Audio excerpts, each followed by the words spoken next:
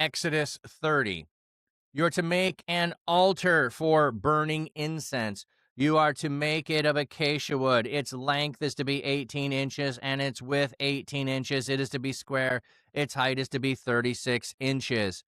With its horns of one piece with it, you are to overlay it with pure gold, its top, its four walls, and its horn, and make a surrounding border of gold for it. You are to make 2 rings for it under its border and 2 flanks. The rings will be placed for poles to carry it. You are to make the poles of acacia wood and overlay them with gold. You are to put it in front of the curtain that is before the ark of the testimony, before the atonement lid that is over the testimony, where I will meet you. Aaron is to burn sweet incense on it morning by morning. When he attends to the lamps, he is to burn incense. When Aaron sets up the lamps around sunset, he is to burn incense on it. It is to be a regular incense offering before the Lord throughout your generations. You must not offer strange incense on it, nor burnt offerings, nor meal offerings, and you must not pour out a drink offering on it. Aaron is to make atonement on its horns once in the year with some of the blood of the sin offering for atonement. Once in the year, he is to make atonement on it throughout the generations. It is most holy to the Lord. The Lord spoke to Moses, when you take a census of the Israelites according to their number, then each man is to pay a ransom for his life to the Lord when you are numbered, so that there will be no plague among them when you number them. Everyone who crosses over to those who are numbered is to pay this, a half shekel according to the shekel of the sanctuary, a shekel weighing 20 gerahs. The half shekel is to be an offering to the Lord. Everyone who crosses over to those numbered from 20 years old and up is to pay an offering to the Lord. The rich are not to pay more, and the poor are not to pay less than the half shekel when given the offering to the Lord to make atonement for your lives. You are to receive the atonement money from the Israelites and give it for the service of the tent of meeting. It will be a memorial for the Israelites before the Lord to make atonement for their lives. The Lord spoke to Moses, you are also to make a large bronze basin with a bronze stand for washing. You are to put it before the tent of meeting and the altar, and put water in it, and Aaron and his sons must wash their hands and their feet from it. When they enter the tent of meeting, they must wash with the water so that they do not die. Also, when they approach the altar to minister by burning incense as an offering made by fire to the Lord, they must wash their hands and their feet so that they do not die. And this will be a perpetual ordinance for them and for the descendants throughout their generations. The Lord spoke to Moses, take your choice spices, 12.5 pounds of free-flowing myrrh, half that, about 6.25 pounds of sweet-smelling cinnamon, 6.25 pounds of sweet-smelling cane, and 12.5 pounds of cassia, all weighed according to the sanctuary shekel, and 4 quarts of olive oil. You are to make this into a sacred anointing oil, a perfumed compound, the work of a perfumer. It will be sacred anointing oil. With it you are to anoint the tent of meeting, the ark of the testimony, the table and all its utensils, the lampstand and all its utensils, the altar of incense, the altar for the burnt offering and all its utensils, and the laver and its base. So you are to sanctify them, and they will be most holy. Anything that touches them will be holy. You are to anoint Aaron and his sons and sanctify them so that they may minister as priests. And you are to tell the Israelites, this is to be my sacred anointing oil throughout your generations. It must not be applied to people's bodies, and you must not make any like it with the same recipe. It is holy, and it must be holy to you. Whoever makes perfume like it, and whoever puts any of it on someone not a priest, will be cut off from his people. The Lord said to Moses, take spices, gum resin, onycha, galbanum, and frankincense of equal parts, and make it into incense, a perfume, the work of a perfumer. It is to be finely ground and pure and sacred. You are to beat some of it very fine and put some of it before the ark of the testimony in the tent of the meeting, where I will meet with you. It is to be holy to you. And the incense that you are to make, you must not make for yourself using the same recipe. It is to be most holy to you, belonging to the Lord. Whoever makes anything like it to use this perfume will be cut off from his people. Some level, the reading through all of the here is the tabernacle and here's all the things that you do is not super exciting. To just know the ingredients list, to know how it's being made, to know all of these things. But part of it is the sacredness of it, the details being given so that everyone knows what was being done and why it was being done. And so that anyone could see whether or not the regulations are being followed or not. So you can see there's violations happening when they violate them. So everyone has the same access, but everyone has the same temptation then too, we'll see. All right, so you're to make an altar for the burnt incense, for burning incense. So now we have a new place that's going to be built. We've set apart and sacred some of the things already made. Now we're building an altar for incense. It's 18 inches, 1 cubit by 1 cubit by 2 cubits high. So 1 by 1 by 2. It has horns on it. It has gold overlay. So again, the things that are in here for worship that have fire on them have gold. We also have gold rings, and we have gold. We have acacia wood poles overlaid with gold for the carrying of this. So it's 3 feet high. We're going to put poles through it so it can be carried. It's going to be potentially heavy. We've got 2 people, 4 people. I mean, it's only a foot wide. This might be one that could be carried by 2 people, but 2 poles could be 4 people, could be more than 4, depending on how long the poles are. Okay. You are to put it in front of the curtain that is before the ark of the testimony, before the atonement lid that is over the testimony, where I will meet you.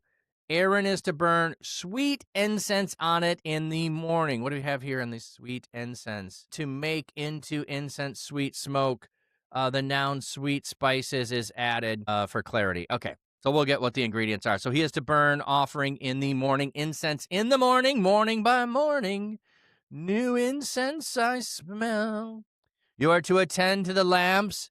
He is to burn incense. Okay, so in the morning, he's to burn incense. When he attends the lamps, when he's going to attend to the lamps? At night, when he attends to them in the morning and the evening, he's to burn incense.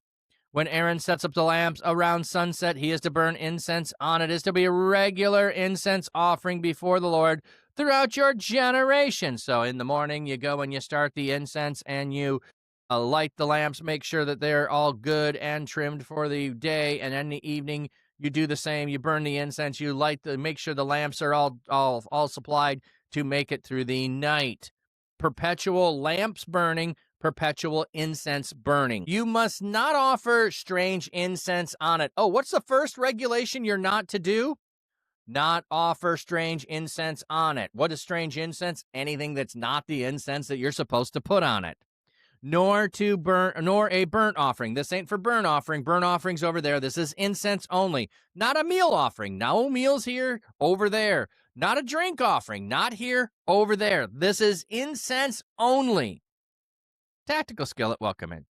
Aaron is to make atonement on its horns once a year with some of the blood of the sin offering for atonement. Once in a year, he is to make atonement throughout the generations. It is most holy to the Lord. So the incense offering doesn't go through the process of the being set apart in the same way that the offering instrument does. So the altar has to be set apart for 7 days. It only sounds like this is one time, once a year, but perpetually every year, the blood of the sin offering for atonement is put on the horns. Again, horns symbolizing power, and then you have them on the four corners. So you are to put them here. So when that happens annually, you do this. The Lord spoke to Moses, so now we're getting a new section.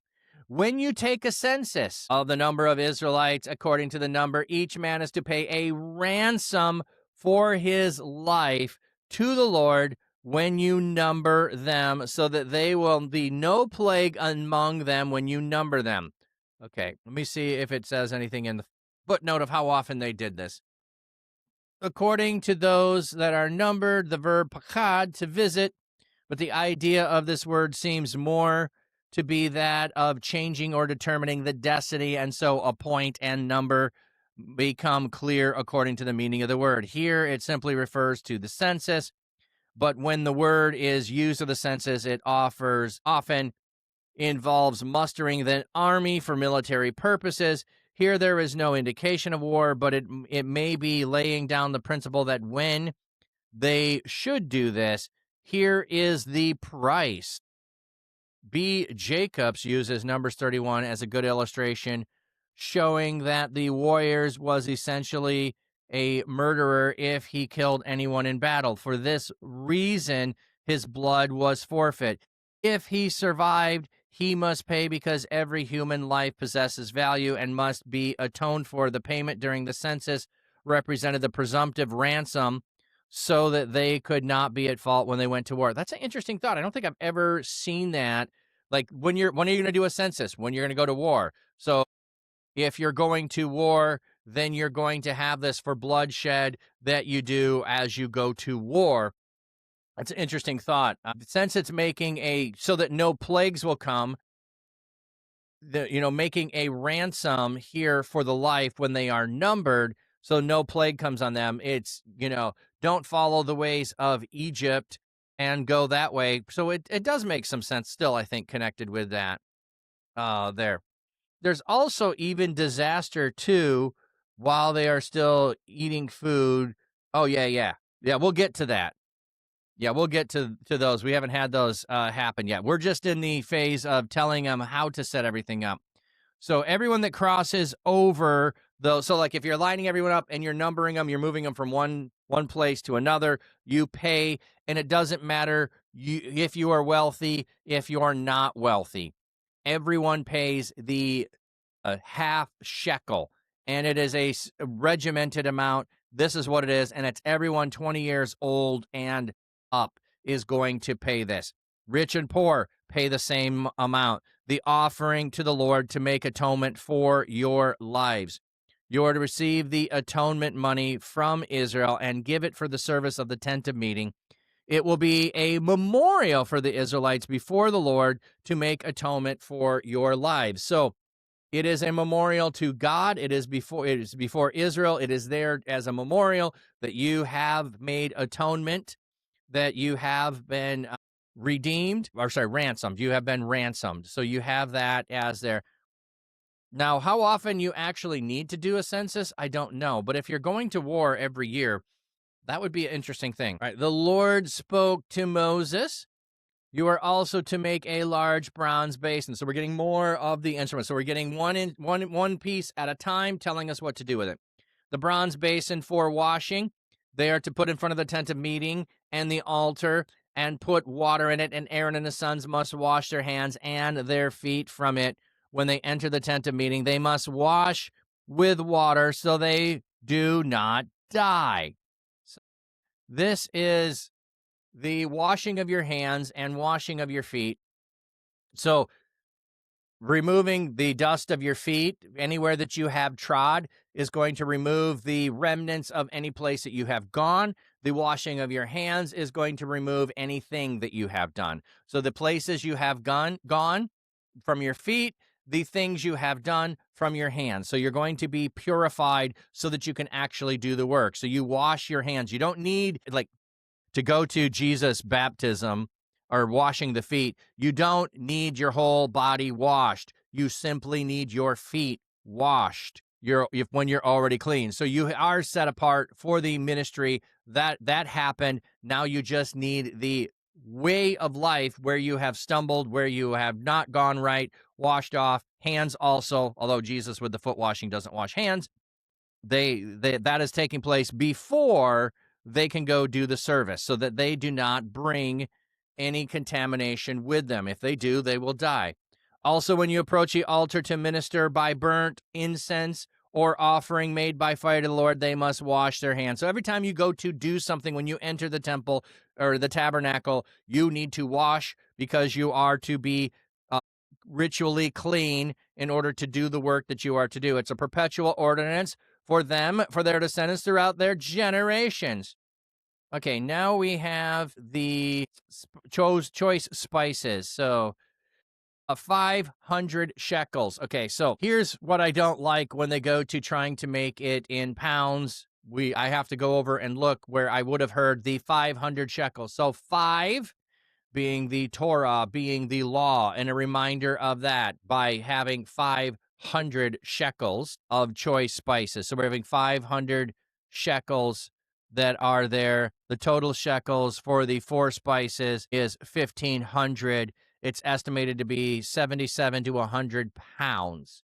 But we are going to have 500 shekels of this, 250 shekels of cinnamon, 250 shekels of sweet-smelling cane, and then 500 shekels of cassia, all weighed according to the sanctuary shekel, and 4 quarts of olive oil. So all of these are mixed in with the olive oil. You are to make this as a sacred anointing oil, a perfumed compound, the work of a perfumer. It will be sacred anointing oil. So we've already had Moses using just straight olive oil with a mixture of blood to put on the garments of Aaron and his sons to set them apart. Now we have anointing oil. We had also just olive oil poured as anointing oil on Aaron to set him apart. With it you are to anoint the tent of meeting. So the tent now, the ark of testimony. So the ark of testimony, these are items that have not yet had anything done to them. The table and all its utensils, the lampstand and all its utensils, the altar of incense. The altar of incense only had blood on the horns. Now we have it having this oil on it as well. The altar of burnt offering and all its utensils. It's already had a bunch, but it's having more put upon it. And the laver and its base. You are to sanctify them, and they will be most holy. Anything that touches them will be holy. So they are being sanctified. They are being set apart. They are being anointed, and they are going to be holy. And anything that touches them will be holy. So when you go into the place where everything is set apart, everything there is holy, and touching it, the holiness, the sacredness, the set apartness flows from the thing that's set apart unto you, because these things are most holy. They are completely and totally set apart. They are not for daily, regular usage. They are only used for the purposes of worship and sacrifice. So you are to anoint Aaron and his sons and sanctify them so they may minister as priests. So we already had the establishment of how it's going to be. Now we're rephrasing that. And you are to tell the Israelites, this is to be my sacred anointing oil through your generations. It must not be applied to people's bodies, and it must not make anything like it with the same recipe. It is holy. It must be holy to you. Whoever makes perfume like it and whoever puts it on someone not a priest will be cut off from the people. So there is a very special recipe here. Everyone knows the recipe. Don't copy it. Like, wow, what a straight up temptation there. Don't copy the recipe. Don't make this recipe. Don't put it on people that aren't priests. This is for the priests. This is for the only for the sanctuary, and no one who is not a priest may use it. Don't make it. But we just gave you the recipe. So that's a thing. Like, don't be tempted to do the thing just because you know and you have the capability of doing it. Like, what would be a temptation is, well, to make myself holy and set apart by making this oil or this this whole perfume for myself so that I could be that and I could do that for others. I could show off, in some way or gain something in some way. Now we're going to move to the next thing. Take spices, gum, resin, and we're getting all the list of those to be made into a perfume. And these are equal parts. These are all equal parts. So it doesn't necessarily matter the ratio of what you're making or how much you're making. The other, we had 500 shekels. So you could just need to make it all with the same amount of all these, pure and sacred, ground into a fine powder. You are to beat them into a very fine and put it on before the ark of the testimony in the tent of meeting, where I will meet with you. It is to be holy. And the incense that you are to make, you must not make for yourselves. You must not make the same recipe. It is most holy, belonging to the Lord. Anyone who makes anything like it to use as perfume will be cut off from the Lord. So the incense that you are making, you are not to make anything like it. So we have not only the oil of anointing that is sacred and holy and set apart, and here's the secret sacred recipe. Here is incense that is being made, perfume that is being made to go before God. The sanctuary is the only place to smell this way with these two things, so that when you walk in there, you know you're in sacred space because you are smelling it, and you never smell this anywhere else. It is the place where God dwells, set apart. Don't copy it. If you do, you're going to be cut off from the people. Here's the recipe. Don't copy it. But I think in there is a place of obedience, to know that something is set apart and sacred, and to keep it set apart and sacred. I think that's a fascinating thing. Like, God is giving this to them with instructions, and they are to keep it sacred and holy, and they do indeed keep it, or that's the goal, is to do that. So we'll see how this doesn't end up happening. All right.